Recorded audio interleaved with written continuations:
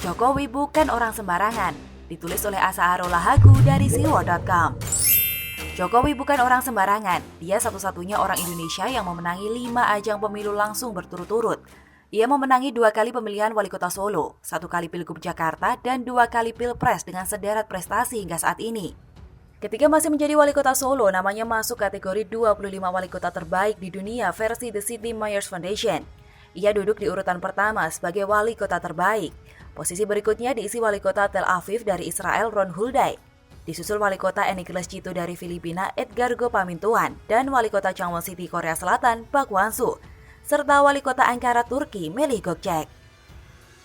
Pada tahun 2013, Jokowi dinobatkan menjadi satu dari 134 tokoh terkemuka dunia versi pembaca majalah Foreign Policy yang diterbitkan di Amerika Serikat. Nama Jokowi masuk dalam kategori tokoh yang telah membuat gebrakan baru. Majalah tersebut menulis, nama lelaki jebolan Fakultas Kehutanan UGM ini menjadi sangat populer karena sering belusukan ke tengah masyarakat. Majalah Globe Asia menjadikan Jokowi sebagai tokoh pada edisi Januari 2014. Majalah terbitan Globe Media Group ini menyematkan gelar Man of the Year pada Gubernur DKI Jakarta 2012-2014 itu. Dalam uraiannya, Globe menjelaskan Jokowi sebagai pemimpin yang mendefinisikan ulang arti kepemimpinan.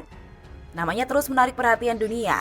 Majalah Fortune tahun 2014 saat dia masih Gubernur DKI Jakarta, namanya masuk sebagai 50 pemimpin terhebat dunia. Dia nangkring di nomor 37 dari 50 pemimpin terhebat. Ia dinilai sebagai pemimpin yang telah banyak melakukan perubahan, dari soal tata ruang hingga penanganan korupsi. Dari posisi Gubernur DKI Jakarta, ia kemudian melamar jadi capres. Permainan SARA berhasil ia padamkan. Ia menang. Kiprahnya memimpin Indonesia pun menarik perhatian dunia. Ia pun masuk sebagai salah satu dari 100 tokoh paling berpengaruh di dunia tahun 2015 oleh majalah Time. Selama menjadi presiden di periode pertama, ia membangun infrastruktur masif yang luar biasa di seluruh Indonesia. Ia juga menelurkan program tax amnesty yang sukses besar. Di periode keduanya, golongan menengah di Indonesia berkembang pesat. Ia juga tak segan membubarkan organisasi keagamaan yang ingin menjadikan Indonesia sebagai negara khilafah. Di saat yang sama, ia berhasil menunjukkan kepemimpinan bernafaskan Islam di negerinya. Pada tahun 2019, situs themuslim.com merilis nama-nama 500 tokoh muslim yang berpengaruh di dunia. Dan untuk peringkat 50 besar nama Presiden Jokowi, namanya menempati urutan ke-13. Jokowi dinilai sebagai politikus yang bersih dari tuduhan korupsi dan nepotisme. Kendatipun ia sudah banyak menorehkan prestasi, masih banyak orang yang nyinyir dengan kekuatannya. Mereka lupa bahwa Jokowi adalah orang yang 2 kali menyingkirkan Prabowo di Pilpres yang notabene dari militer dan menantu penguasa Orba Soeharto. Banyak tokoh, jenderal, dan konglomerat di negeri ini ngebet melengsarkannya. Mereka menganggapnya sepele. Mereka masih melihatnya orang biasa, tukang kayu dan tak paham strategi militer. Mereka yakin bahwa mudah menurunkannya dari jabatannya sebagai presiden.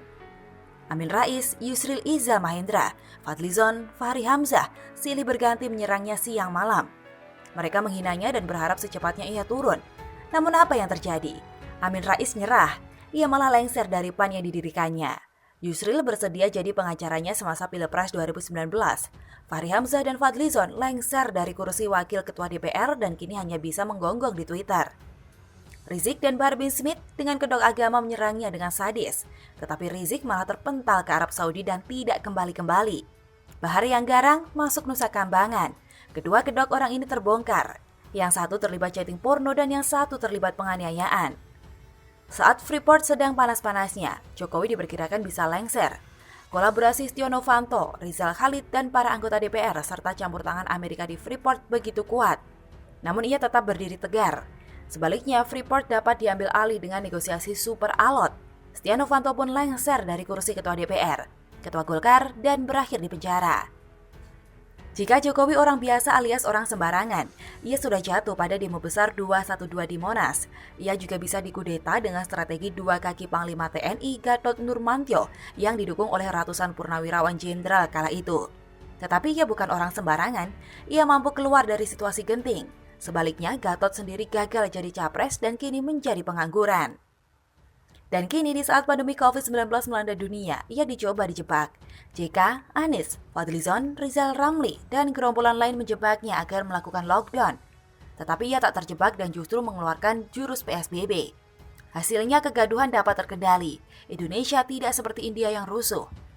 Banyak pihak berharap ia akan jatuh di saat ujian besar pandemi corona ini. Namun ia optimis bangsanya dapat melalui bencana ini dengan selamat. Ia tetap tenang dan sabar, tetap teguh dan penuh perhitungan. Instingnya tajam, otaknya encer, nalurinya cemerlang. Jelas ia bukan orang sembarangan. Ia tidak sama dengan Umar Assegaf yang melawan aturan PSBB dan disebut MUI bukan orang sembarangan. Yang ini disebut orang bukan sembarangan karena gamisnya saja. Jokowi disebut bukan orang sembarangan karena prestasi dan naluri intelijennya yang tajam.